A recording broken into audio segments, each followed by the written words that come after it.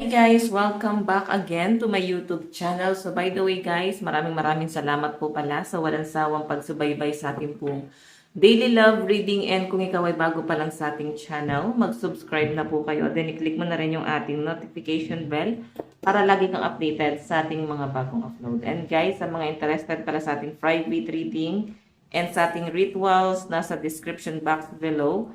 Yung link, ayan. So, sa mga gusto magpa-reserve ngayong full moon ng rituals, magpa-reserve na kayo guys, okay? So, ayan. By the way, wala tayong kahapon, no? Nag-day off lang ako guys. Grabe na yung pagod, alam mo. Alam nyo guys, pansin nyo, basta cut off, hindi ako gumagawa ng video. Basta at least merong isang araw na hindi ako gagawa ng video. Kasi kahit pa paano naman guys, di ba? Day off naman sana. Hindi na ako tumatanggap ng client pagka-cut off. So, yun yung parang yung pinakapahinga ko. Kumbaga sa isang buwan, isang beses lang yung aking day off. Day off sa YouTube, by the way. Okay, so tingnan natin kanina tong love reading. Okay, so kumusta kayo guys? Kumusta naman ang inyong puso? Okay, so comment lang kayo guys sa baba sa mga gustong masama sa ating rituals. So hindi siya guys super guys, no. So sobrang kagaya ng rituals na ginagawa ko, no. Yun is since marami naman, no. Sinasama ko lang kayo sa aking manifestations. Ayan, sa mga nagko-comment dyan, no.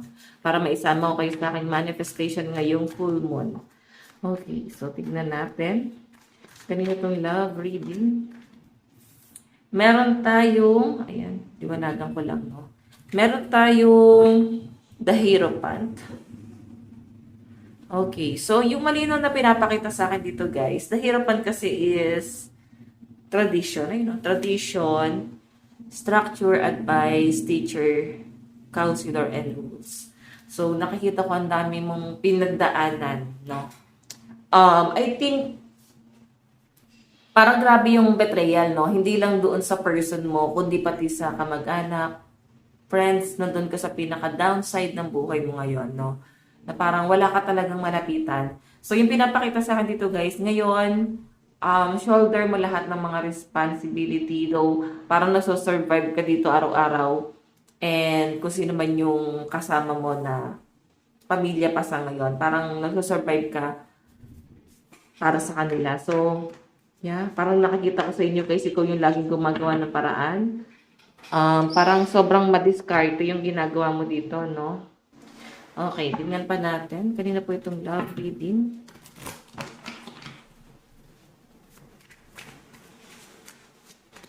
Meron tayong 6 of Wands, victory, triumph, leadership, advance, achievement. So, alam nyo guys, kung ang dami mong pinagdadaan ngayon na sinasabi dito is preparation lang yan ng success mo. Kasi malapit na malapit ka na sa success mo. And isa sa mga nangyari sa'yo is yung betrayal sa love life mo is part siya ng ng calling mo, no? Kung yan yung mga na-experience mo, parang dapat mo siya pagdaanan para kung sakaling ibibigay sa inyo itong blessing na to. Ito, may paparating kasing blessing dito. Or possible na meron kang ma-achieve. Parang bago mo makuha yung bagay na gusto mo in the near future, parang kailangan mong parang pagdaanan muna itong mga challenge na to. Okay? So, ngayon, siguro medyo nasasaktan ka kasi mag-isa ka nagsusurvive and nandun ka sa point na yung person mo, I think, parang iniwan ka. So, parang kang ginos. And siguro may anak na yung iba sa inyo, iniwan kayo ng person mo at yung anak mo. Tapos ngayon mag-isa kang nag-iisip kung paano mo malalampasan yung mga nangyayari ngayon. So, grabe kasi guys yung struggle. Oo, parang kailangan mo dito ng kausap or at least may mag-a-advise sa inyo kasi nandun ka na sa sa downside talaga ng buhay mo na parang kailangan mag-isip ka ng paraan, no? Parang mapapakapit ka sa patalim sa pinapakita sa akin dito. Okay, meron tayong, Knight of Cups, Romance, Chivalry Living, with Heart, Imagination. So, may nakikita ako dito, guys. Knight of Cups kasi. May nakikita ko ditong someone na gustong tumulong sa inyo. Or someone na tanggap ka, no? Parang, um, kababata or ex mo siya sa past. No? Ex na ka sa past pa. So, basta ex mo siya, no? And I think matagal na. Baka ito ay possible na ex-fiancé or bigla lang guys nagkaroon ng ending na nangyari sa inyo. So, hindi mo ine-expect yung mga bagay-bagay. Ngayon, iba siya, hindi siya yung parang father ng anak mo or mother ng anak mo. So, I think parang puppy love mo siya noon or siya yung greatest love mo. Nakikita ko na parang nagtagpo ulit yung landas nyo. So, parang nag-slow motion yung paligid, no? Okay? Nandun sa point na parang bumalik lahat ng memories, parang nag-flashback lahat, guys. And ganun din yung na-experience ng person mo, guys, no? And ang pinapakita sa akin dito, parang nanumbalik yung pagmamahal. Gusto niya ulit bumalik sa inyo. Gusto niya ulit, guys, na i-work out itong relationship na to. Yun nga lang, guys, parang ang daming struggle na nangyari sa inyo. So, pwede may mga chismis.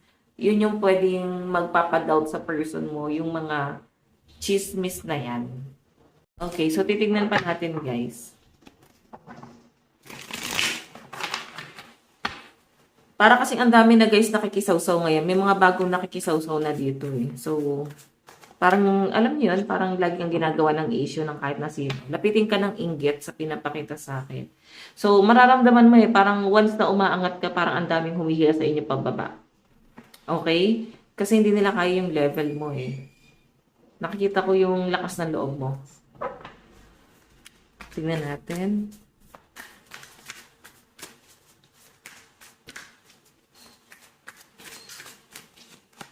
Meron tayong Five of Pentacles. Ayun, no, may struggle ka pagdating sa finances ngayon. So, ibig sabihin, parang pangalawa lang sa problema mo ngayon yung love life mo. Kasi isa sa mga issue mo is yung financial, no? And parang yung iba sa inyo, nagkaroon kayo ng ano eh. Ano ba to? Parang naloko sa pera. Oo. Okay? So, siguro yan. Like ko nga guys, pinapaalala sa inyo na bago magtiwala, magduda muna. Okay, normal yon na pagdudahan mo yung isang tao or isang bagay. Kasi safety mo naman yung iniisip mo. Okay? Tignan natin. Kanina itong love reading. Meron tayong 10 of Swords. Ayan, ending, pain, defeat, failure, and betrayal. Ruin. So, 10 of Swords. Yung pinapakita sa akin dito guys, nababalik ka tuloy sa mga nangyari sa iyo sa nakaraan. Kumbaga hindi mo maiwasan na hindi isipin. Nahihirapan yung loob mo, nasasaktan ka. And yung pinapakita sa akin guys, parang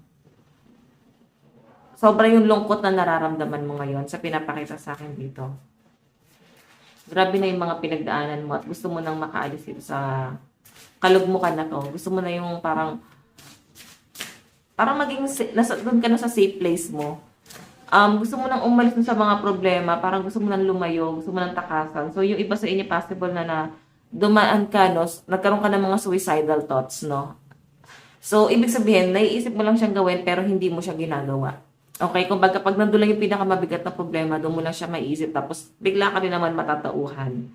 Okay? So, hanggat maaari guys, huwag niyong gagawin. Totoo lang.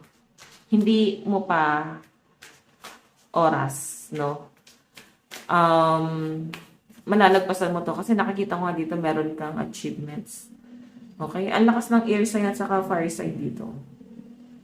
Aries, Leo, Sagittarius, Aquarius, Gemini, Libra.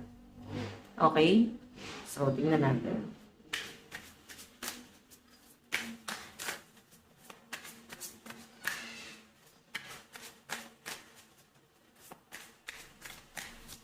Meron tayong Five of Swords. Alam mo, tanda-tanda mo yung mga taong nang betray sa'yo. Hindi naman para balikan pa sila, pero grabe yung galit mo kasi parang inutakan ka nila. Ikaw kasi all out ka, no? Hindi ka madamat pagdating sa pera. And isa yun sa parang iniisip mo na bakit nagawa pa sa'yo, no? Ngayon, ito, stuck ka ngayon sa mga problema mo ngayon, no? So, titignan natin. So, meron tayong 9 of Pentacles. Ay, no, makukuha mo yung stability. Ang kailangan mo lang ulit dito, parang magtiwala ka sa sarili mo kasi nawawalan ka ng kumpiyansa sa sarili mo. And iniisip mo lagi lahat ng bagay parang komplikado. And kung makikita mo, nandito yung person mo na willing ulit ikaw tanggapin kung ano man yung meron ka ngayon. Ang problema lang guys, Five of Pentacles. Madaling naninira sa inyo. Okay, nakikita ko parang pabigay ka na, hindi mo na kayang dalhin, no? Pero kaya mo to, no? Malalagpasan mo to. Tignan pa natin, meron ako nakitang offer sa inyo. May opportunity naman na nag-offer sa inyo. Pero guys, pwedeng hindi mo siya gano'ng napapansin. Hindi mo siya masyadong ginagrab yung mga opportunity yung dumarating sa inyo. Kasi meron kang ibang gusto, meron kang ibang inaantay. So, isa yun sa mga nakikita ko dito na nagiging problema mo ngayon, no? Kasi medyo wala ka sa focus. Meron kang gusto mangyari. Okay? So, kung aantayin mo yan, isipin mo na lang, paano ka mag-survive. Okay? Siguro yung person mo nandun, baka yung meron kang ibang person na tinitignan sa mo, nasa malayo. And I think yun yung gusto mong nakita ngayon or gusto mong isettle or maliwanagan. Okay? Sige, tignan natin guys. Love reading. Kanina po itong love reading. Meron tayong still listening. I listen to the music you've shared with me. It helps to connect with you although we are apart. So, di nga kayo magkasama na itong taong to. And, ayan, siguro magaling ka kumanta and meron kang kinakanta sa taong to na parang tumatatak sa kanya ngayon. And every time na marinig niya yung music na yun, guys, naaalala ka niya. And kung makita mo, let the past go. Can we rewind time and go back to before we were both broken down by life? Our past pulled us back from our future. Ito guys, yung puppy love mo. Ito yung greatest love mo na na-meet mo ulit, no? So, pinapakita sa akin. Dalawang past person kasi to. Pero yung isa kasing past na ina-expect mo, hindi pa siya nag-reach out, no? Okay. Tignan natin. Kanina itong love reading spirit guide. Meron tayong,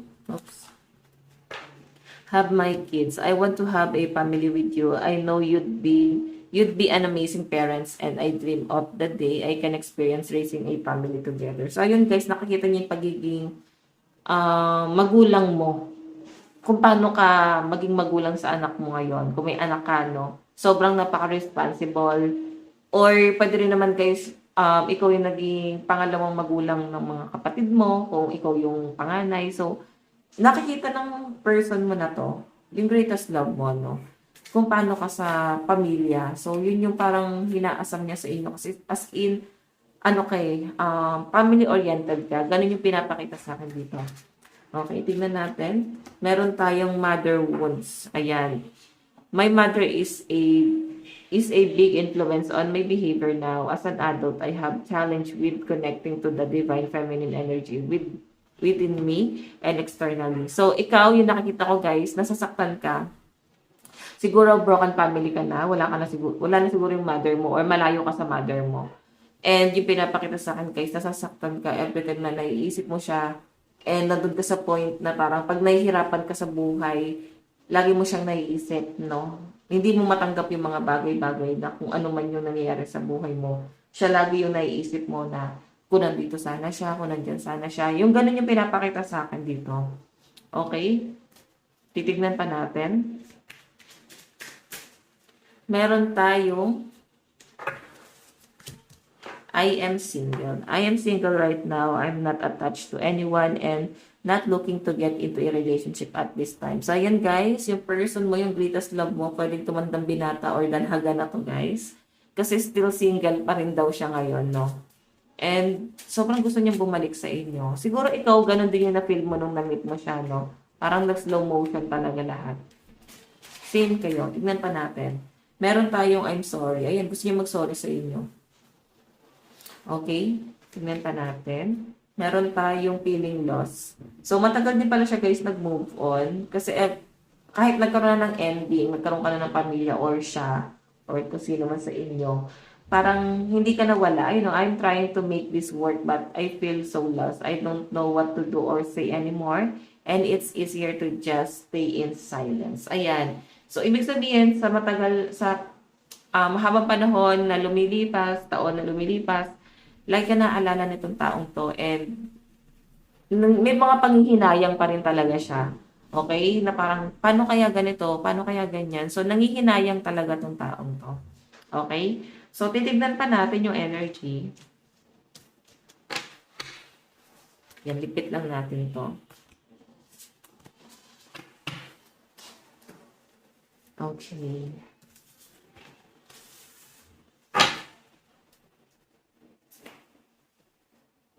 Okay. Tignan natin yung nararamdaman ng person na kayo.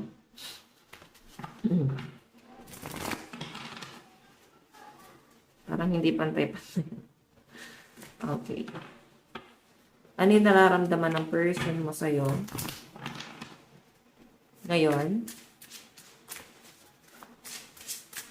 meron tayong, di ba, I'm lost in this uncertainty.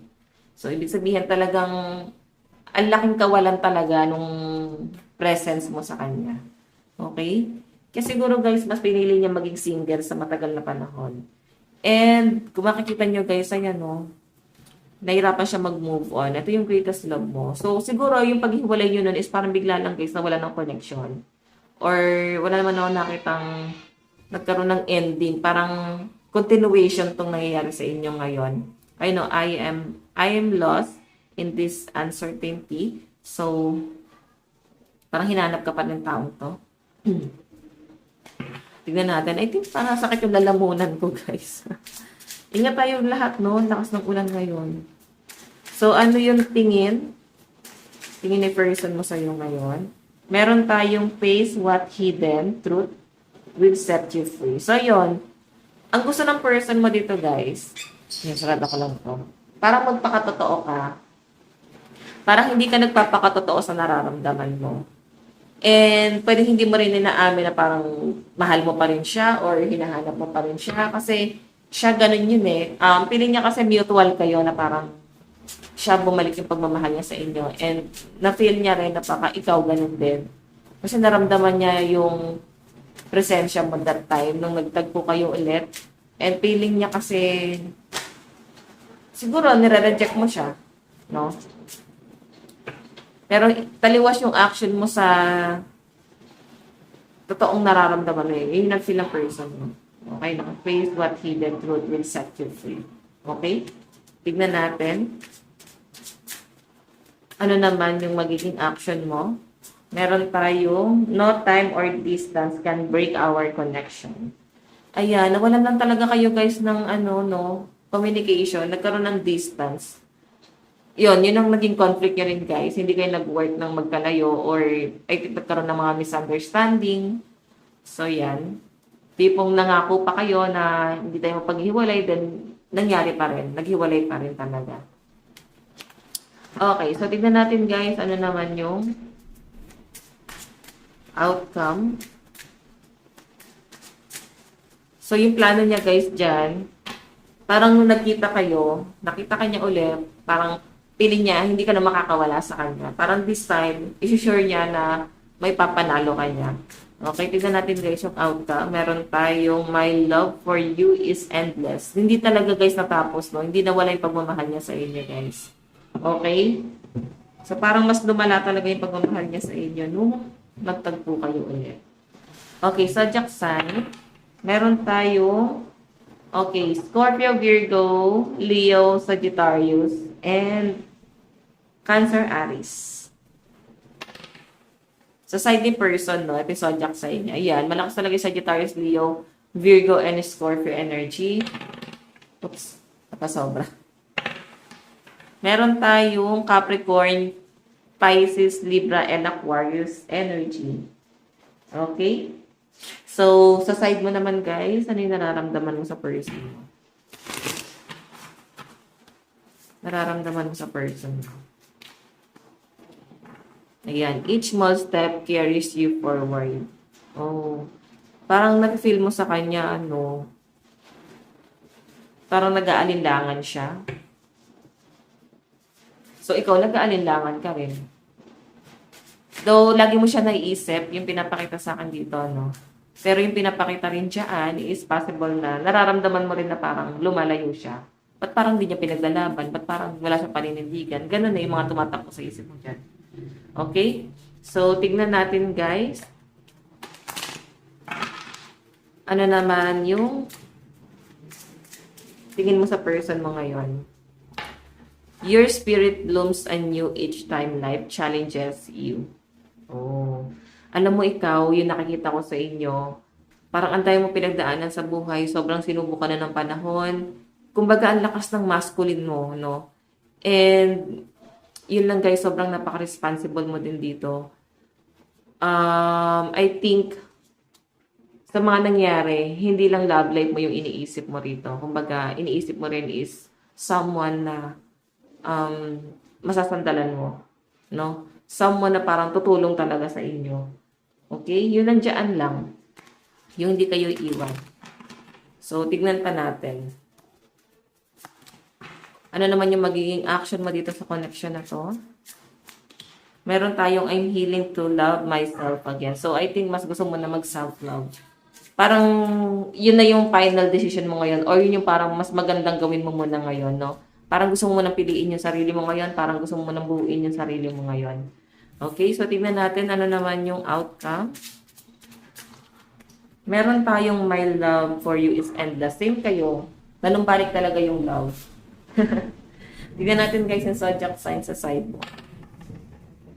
Okay. Meron tayong Sagittarius, Aquarius, Libra, Scorpio, and Capricorn. Taurus, Aries, Leo, meron tayong Virgo and Sagittarius. Gemini, Leo, Aquarius, Pisces, Libra, and Scorpio energy. So, tayo guys ng 3 cards. Saan na papunta tong relasyon na to? Saan na to papunta? Realization, ideas, new thoughts, truth, willpower, new conflict. Ayan, feeling mo, baka basta marami kang marirealize ngayon. Kumbaga, ngayon, mas nagiging matalino ka na. Oo. Okay, tingnan natin. Meron tayong The Devil, materialism, slavery, addiction, stock, and sexuality. So, yun, parang alam mo, ikaw gamit na gamit ka, no? Hindi lang sa pera, kundi ng mga taong dumadaan sa buhay mo. And isa yun sa mga na-realize mo ngayon na parang pagod ka nang gamitin ka sa lahat ng aspeto. Parang tama na. Parang this time, sarili mo naman yung pipiliin mo. Meron tayong 2 of Cups, love, romance, relationship, meeting, marriage, healing. Gusto mo ng someone na talagang mag-i-stay na sa inyo. And alam nyo, ang nakikita ko sa inyo, gusto mo ng hindi lang love life eh. Gusto mo lang someone na katuwang din. Tutulong sa inyo. Kasi pagod ka nang mag-sacrifice, no? Okay? So, titignan natin guys ang inyong message ni person. Tignan natin yung card. Message ni person sa inyo. Meron tayong, can you hear me whisper your name? Ayan, ako. Parang, alam nyo guys, pinagtatanong-tanong ka na ng person mo. Si greatest love, no? Ayun, time will tell. So, parang aasa na naman ulit siya, no? Meron tayong our paths will always reunite. So, yun. Alam niyo na parang magtatagpo talaga yung landas niyo, guys. Okay? So, hayan, guys. Ito lang po ang inyong daily love reading. Bukas po na. God bless and love you. Bye-bye.